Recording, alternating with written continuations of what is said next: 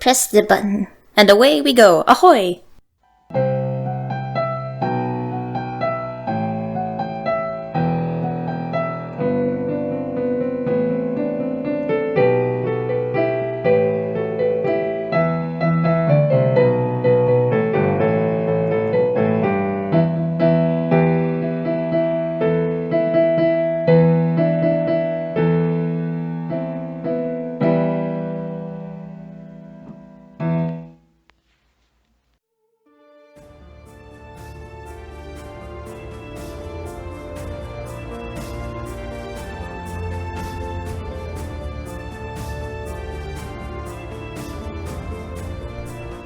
Hey everyone, you are listening to Mercury Theater Podcast.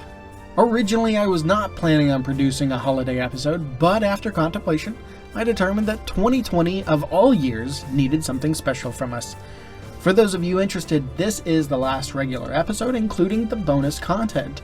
If you want to hear more bonus content in the future, visit mercurytheaterpodcast.com to find out how to get that in future episodes. I also have a really exciting announcement about our first upcoming giveaway in our next promo/interview. In the meantime, here is the War for December. Don't turn the dial.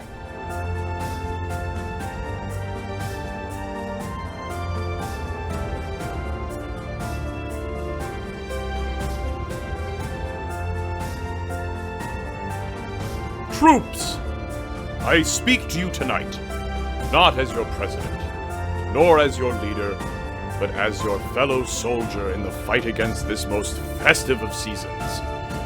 In these difficult times, we must remember that we are the last sparkly, tinsel-covered line of defense against those who would take Christmas from us. They're out there, men. The Anti-Christmas Brigade. With their winter breaks and their holiday parties, and their plain red, non-Christmassy Starbucks cups. They're coming into your house. They're stealing all of your trees and your stockings and your presents, just like the Grinch. They're out there stalking our wildernesses, like the abominable snowman. They're chasing your children down on their way to school, like those bullies in A Christmas Story. And they're coming to empty their sewage tanks onto your yard, like Cousin Eddie. We cannot let these humbugs win! What's next, men? The attack on Easter? The battle for birthdays? The struggle for St. Patrick's Day? No more! Boys, it's time to deck their halls and to make them hear those herald angels sing! So pick up your official Red Ryder carbine action 200-shot range model air rifles with a compass in the stock and that little thing that tells time and get ready to shoot their eyes out! Troops, let's sing a sleighing song tonight! It's beginning to look a lot like Christmas! Oh, ho, ho, ho, ho, ho, ho.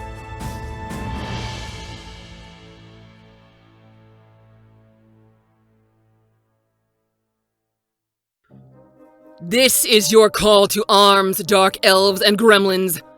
Our right to do anything other than Christmas is in jeopardy. Santa's forces have been taking our traditions and claiming them for themselves for too long. Our offerings of coal to the naughty ones have been consistently replaced by gadgets and doodads the kids do not deserve by their parents in protest to our discipline. Our songs have been suppressed, only replaced by the likes of Bing Crosby and Josh Groban. But what about winter solstice? Are we not to celebrate the annual Day of Darkness? Are we not in the month of Boxing Day, Cookie Day, Festivus, Cotton Candy Day, Human Rights Day, Maple Syrup Day, Kwanzaa, Cupcake Day, Ugly Sweater Day, Bacon Day, Hanukkah, Hogmanay, and who could forget Emo Day? All this has been overshadowed by Christmas. Not this year, men and women, not this year. We are taking up arms against Kris Kringle and his troops. We shall rain coal upon their heads. We will flog them with our bundles of birch. We shall not rest until the day when we are once again allowed to observe Yule. We have been oppressed far too long. and we will conquer our enemies, making their holiday merely equal to the others. Happy holidays will no longer be shot down by Merry Christmas. We are overdue for a revolution. General of the Armies, Krampus.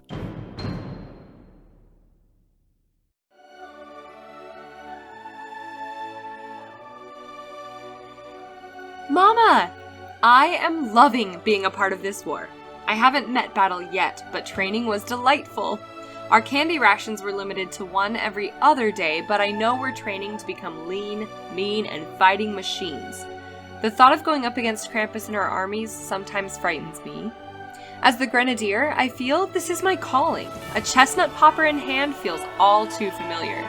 My regiment is headed off to battle later this week. I met a recruit who is the son of Mrs. Wrinkle Rock from your sewing circle. Such a small world. Oh, his name is Salamis. Maybe she talked about him? I only mention him since baby it's cold outside. Anywho, as I write this, Christmas is right around the corner. Save some pumpkin pie for me, since I'll be headed home before you know it. Say, what's in this drink? Love, Elf Private First Class Esme.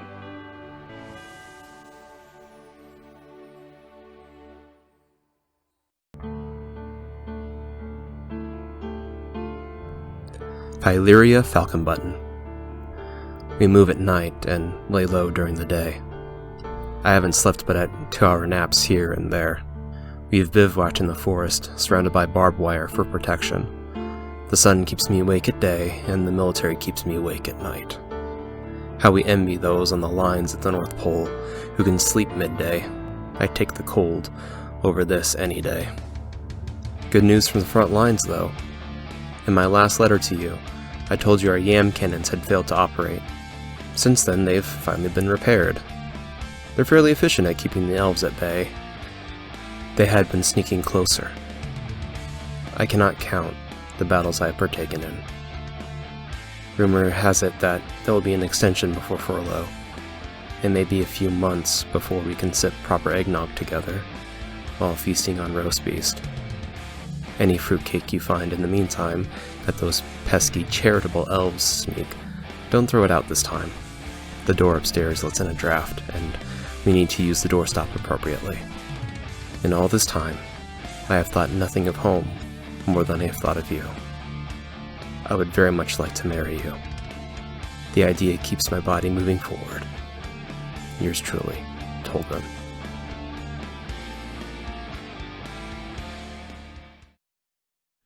Dear Cinnamon Bustle Plum, at first, we didn't mind the parumpa pum pum. It was inspirational, at first. Then endearing. Then we became disinterested. Then it became irritating. Finally, it got to the point where we all took the chalkboards from our briefing rooms and scraped them with our fingernails to drown out the noise. Constant, incessant, non-stop. The kid couldn't be bothered with learning another rhythm? No. Earplugs can't silence the bass. Death would be a sweet release from the grasp of the little drummer boy. As I write this, at this very moment though, another elf took the bells off one of the reindeer and is harmonizing with the drum. And another drummer, clearly far more skilled, is joining in. Even a French horn is accompanying them. Quite the band has been drummed up, pardon the pun. I had no idea the army had handbells, and yet a whole table of bells and their players have joined in. What a delight! The drummer boy isn't so bad in context. Constant and everyone is right in step with him. Oh, Cinnamon, how I wish you could witness this beautiful event. Hopefully the officers don't come around and realize they're playing Jingle Bell Rock. That is not North Pole approved music. I know I made this whole letter about music, but honestly, we're just stationed here, with very little going on. I hear reports of activity going on 100 or so miles to our south, but not much else is going on. We're just protecting this bridge. I've counted every stone that makes the west side of it. Twice! 4,572, give or take 11.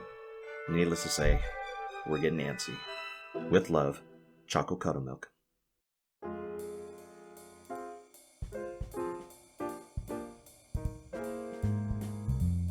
My dearest Padrika, hunkered down in my frozen, shallow trench, which very well may act as my grave moments from now, I write you this letter. Candy cane spears whistle overhead. Ornament grenades explode hither and yon. I can hear Santa taunting us over the loudspeakers across the way. Reindeer carpet bomb fecal matter, scattering our flanks. My only solace is when shots of bah humbug fire from our ranks, and the opposing side loses heart, if only for a moment. At the start of the war, we were under the impression that St. Nick was just that, a saint. They flew overhead and would drop presents over us. We thought a peace treaty had been signed just after we were deployed, unbeknownst to us. Explosions rocked our lines. The presents were bombs, waiting to explode upon opening. Fortunately for me, I read the note on mine that read, "Do not open until December 25th. My mother taught me well. I guess some of her ranks don't know patience like me. I hid mine under my bunk, and will await to find out what mine has on Christmas Day, as per the note's instructions. Your baby daddy, Specialist Drimmler."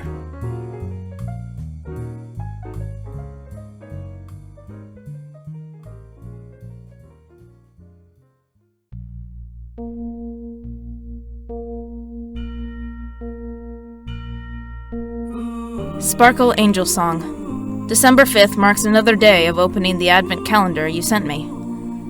I've long since eaten all of the chocolates that had been there before, but have replaced them with nuts or dried berries from the granola we were rationed last month. I didn't eat all the chocolates, to be quite frank. Some of my comrades found where I had the calendar hidden, and left me only the candy for the 26th. I will savor this Boxing Day like no other before. Quite fitting, if you think about it. 3 days ago we took the Polar Express to Nunavut, and have since ridden northward to flank Krampus's infantry. The Express has run out of hot chocolate, as one might expect. But we were given Ovaltine. Some of the men had some.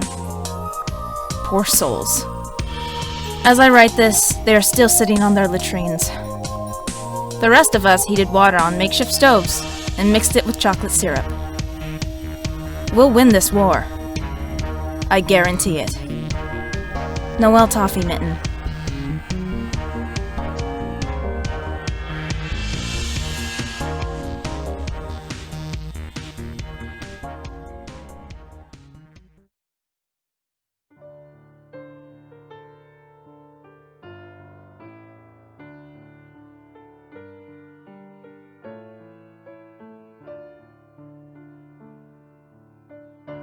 Master Sergeant Skullfury, our regiment battled these past 3 days against Santa's short infantry. On the 31st floor of Nakatomi Plaza was their regional headquarters. Getting entrance into the plaza wasn't too difficult. We took out the nutcrackers at the front desk on the main level, and then went up from there, taking out power and communications. Fortunately, our hooves are quite capable of walking over broken glass with no problem. We overtook the facility and have retrieved classified documents, as well as the enclosed decoding mechanism. Please forward this message onto the Counterintelligence Unit. Staff Sergeant Kima Osro.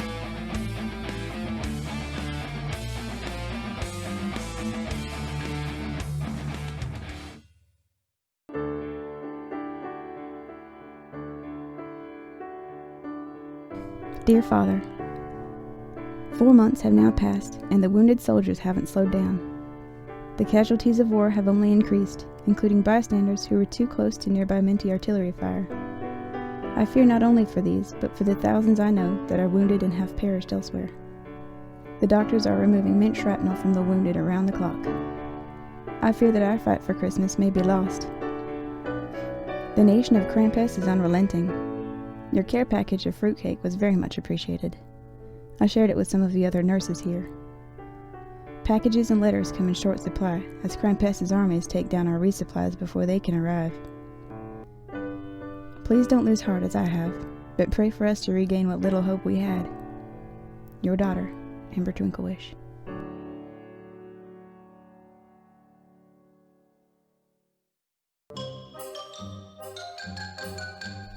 My beautiful Philana. Exciting news from the front. This morning I heard cheers from our ranks, and I just had to see what the commotion was all about. In front of our saluting troops, I saw her. Her horns stuck above our heads. Krampus walked within feet of me. I saw her hooves, horns, and an elbow. She came to inspire us, giving us the will to go on, despite the muck and mire we stood in. I don't know that another day without her presence we would have the wherewithal to move forward. Before you start getting jelly, she's beautiful, but I would never think of her any more attractive than you.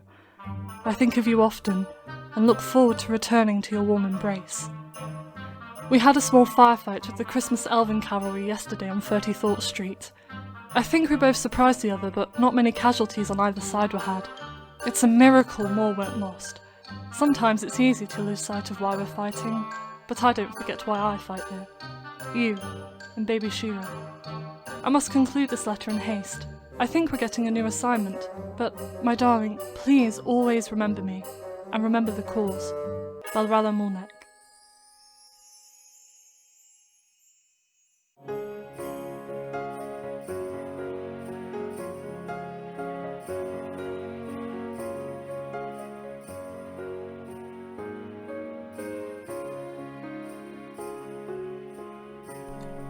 Garland Nibblefeast. Jack Frost has finally shown up. About time, too, but we don't take kindly to the heat, as you know. I swear he shows up once a year to play around with snowballs and then goes on his merry way. He's no help. He cheats too, but we don't mind. Those slush balls with a couple pebbles wreak havoc on the nutcrackers across the way, but later the heat miser returns. Just like your mother's mincemeat pie, Frost's efforts prove fruitless. Speaking of your mother wrote to me and I learned that Snappy's dog bit the neighbor kid on the posterior. This cannot go unpunished. Since so much time has passed, the dog will not understand the punishment. My suggestion is that her treats be held too high in the pantry so that Snappy will not be able to reach them and give them to her. Snappy will know that both of them are being punished for the actions of his dog. If this persists, we will need to find a home down south at your aunt's farm. She's volunteered to take her on occasion. The POWs sit in their cages and I was put on night duty to watch them. They're more active at night, bustling like children with their treasures and silver bells. We have I Saw Mommy Kissing Santa Claus on repeat for 30 hours straight in their direction throughout the day. The PSYOPs gig isn't too bad, assuming Pinecone hasn't forgotten earplugs again. It got bad that one day. My father spoke of war like it had been brutal. I'm finding it is no worse than my upbringing. I came more than prepared for it. I've been quickly promoted 2 ranks due to my skills in combat. This will be a cinch. I'll be home before you can say marshmallow rice treats. Household head, Cedar Nibble Feast.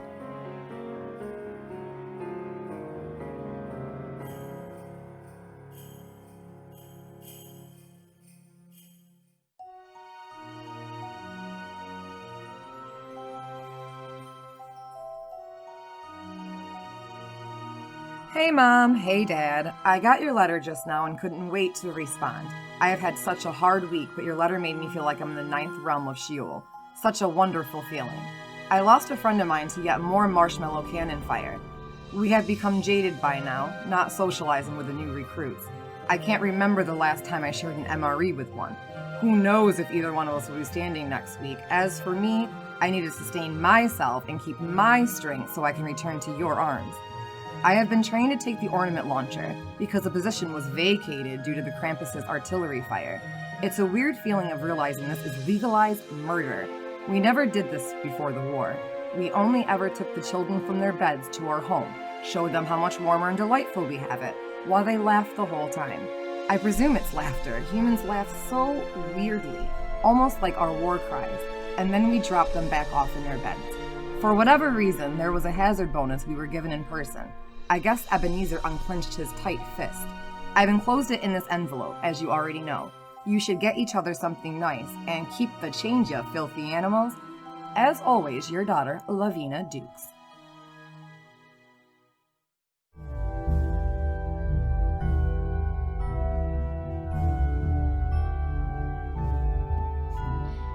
Brother Mariashal, I have never had a candy cane bayonet used against me. Not until yesterday, that is. The brutes found some of our weapons somewhere and used them against us. Fortunately, your big sister is quite capable. Please don't tell Mother of these close encounters. I fear she'll get even more worried than she already is. To be honest, the idea of pulling a holly leaf against the neck of an imp excites me. I found one left on the field after we overtook the encampment last week. I have it stashed secretly. Any contraband we can keep from the eyes of our ranking officers makes this war more interesting. Another frigid night, we were given nice hot wassail. Those little daily things we overlooked at home now thrill us on a monthly basis. Your sister, Ambriel McJingles.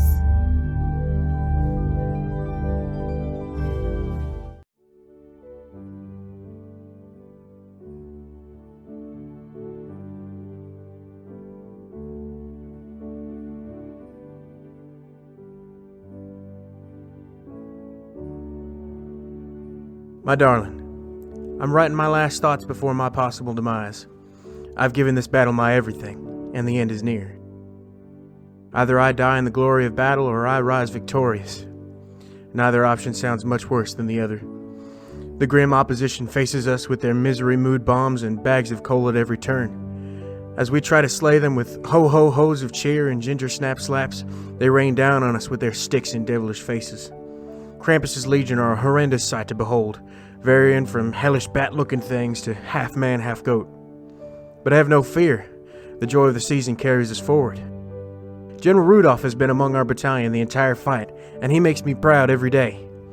The elves are tireless in the face of the enemy, and we keep our sharp chins high. The ribbon nets you have sent us have worked wonderfully, and the popcorn balls have fed many a hungry elf soldier. Your thoughtfulness has been providential for our cause.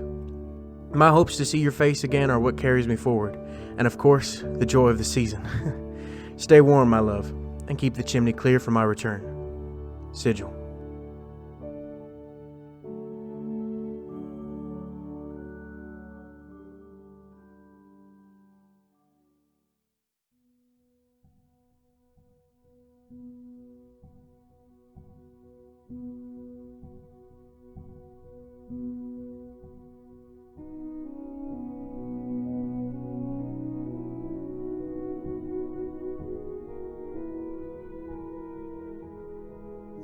I fear for our cause, Burgermeister Meisterberger. We have been at this war for years now, and no one seems to wane on their aggressions against the month of December in favor of Christmas. Our troops have been stifled time and time again. They have been flanked from every angle on every front. We have accomplished minor victories in the front lines in Europe, but not much else. Our men stay the course, but we have lost the national funding due to red tape, and a diminished fervor to win by the suits in Archeron. My forces eat gruel and go to battle using Saint Nick's own weapons against them due to the lack of weapons on our side. We cannot expect every Christmas elf to shoot their own eyes out. Even my men seek a means to bathe. My men! We pride ourselves in our filth, but even this has become too much to bear. We didn't wage this war for glory. We waged this war for equality of December's days. Not every December day had to be in relation to the 25th, waiting for its arrival or saddened by its departure. We ache for normality. We have fought tirelessly throughout the entire year, even summer. This is not natural. We hunger for food. I have even heard rumors of our ranks resorting to fruitcake on the occasional bout of depression and senility. If this happens among your troops, do not hesitate to send them to the brig and immediately court-martial them. This mental state would be a virus, and catastrophic to the disposition of those around them. I write this to you in confidence, as I have done nothing less than hold a high head among our officers and soldiers. They see nothing but an attitude to win from me. When we finally return home from war, our wives and husbands won't recognize us. We have lost luster and have darkened hearts. The war has worn heavy on our nation's soul. This letter is a warning to you, as your accomplishments have been great in this endeavor. You are one of the few who have pulled through. Under no circumstance are you to be relenting in the advancement against the enemy. Fight for equality. Fight for your wife, and fight. Fight for me. General of the armies, Krampus.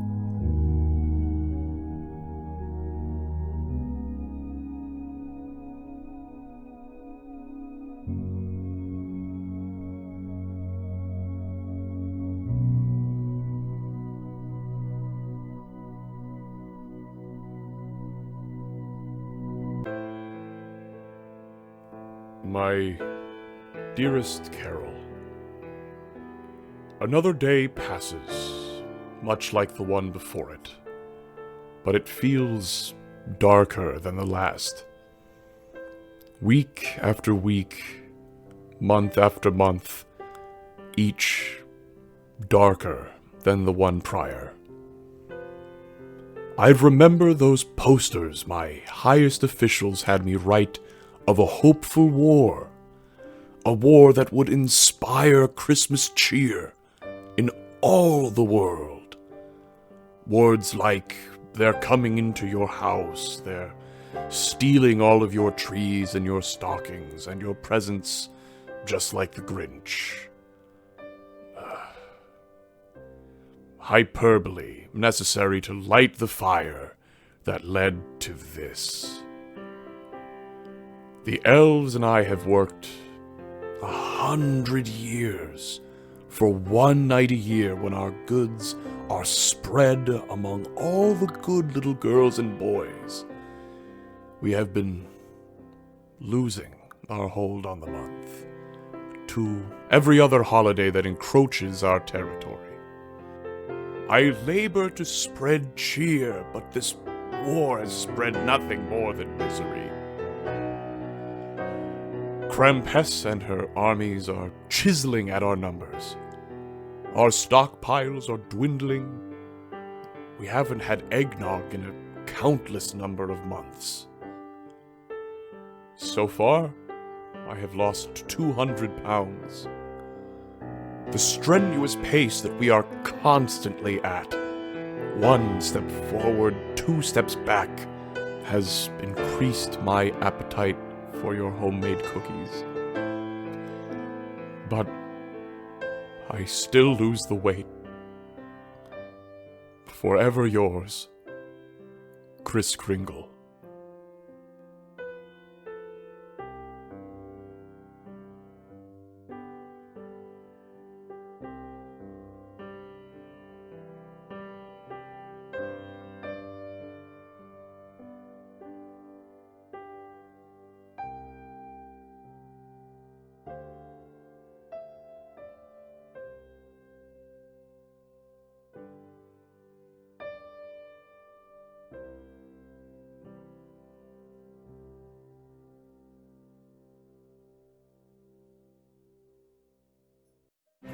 As Santa, I'm Landon Lawrence.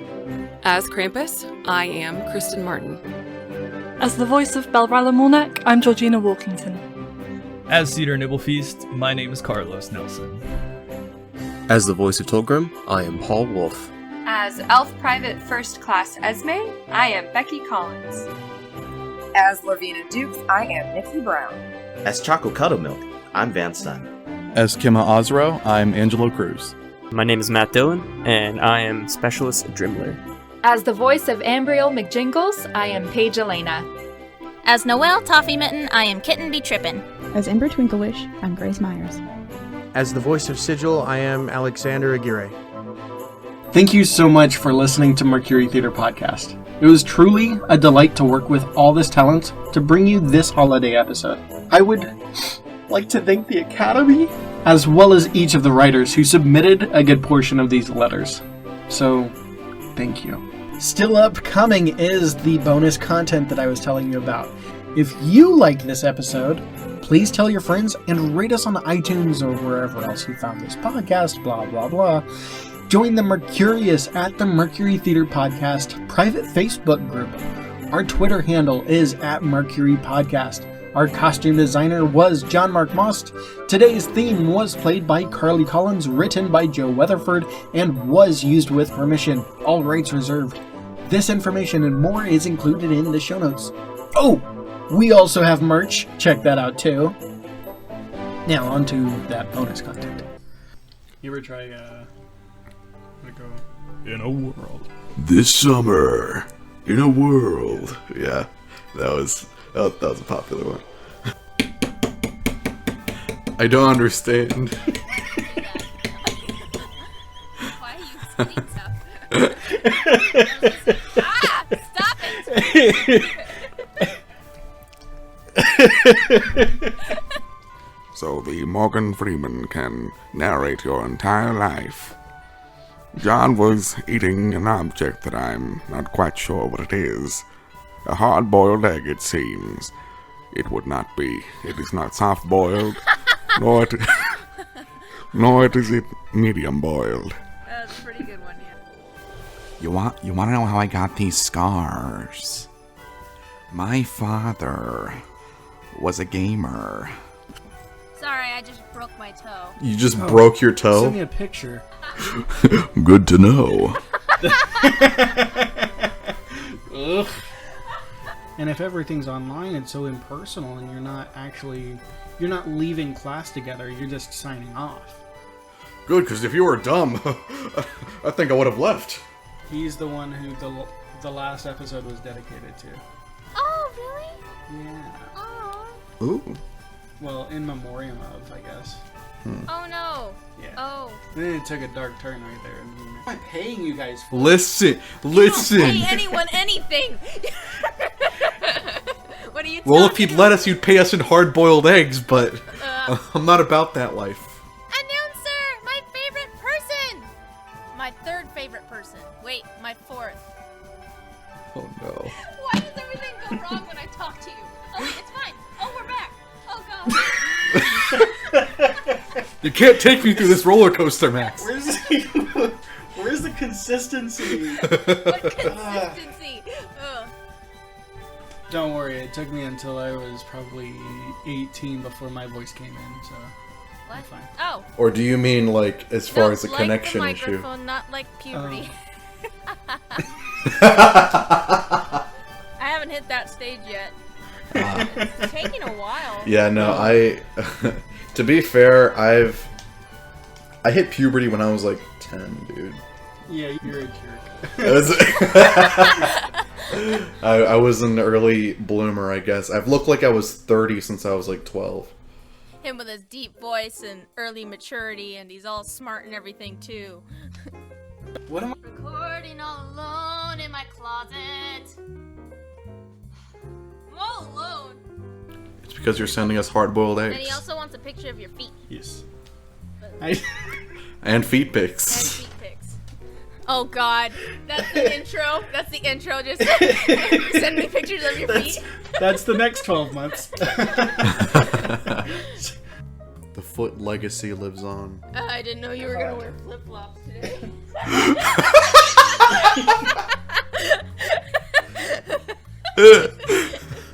we can't be friends anymore. I can't speak Spanish though, which is a shame because I'm Hispanic. So when I go to like Spanish restaurants, my parents will speak perfect Spanish to them, and I'm just like, yo, let me get a water. Doing like the deep, Ooh, la la! Latin lover of sensuality. Would you believe me? Would you believe me if I told you? Would you believe me if I told you that I was? If I told you that I was a man, yes. That I was a man. Yeah.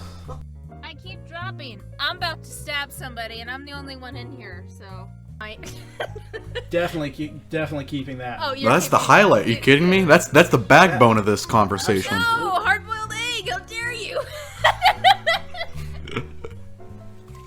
There was a lot in there. Like there was a lot. Yeah, you thought you were the only one? Yeah, I thought it was just me like on loop for half an hour. 37 minutes. Then I heard these other guys, and I'm like, what the heck's happening? Who's this guy trying to take my spot? Yeah. I don't know what you guys are talking about. I'm dressed to impress. I impress myself. You called me crazy. No one called you crazy. And it's on YouTube, so it's real. He's pulling from sources. Look in the description. No, you're Morgan Freeman. You've hardly touched your hard-boiled egg. What's wrong, Johnny?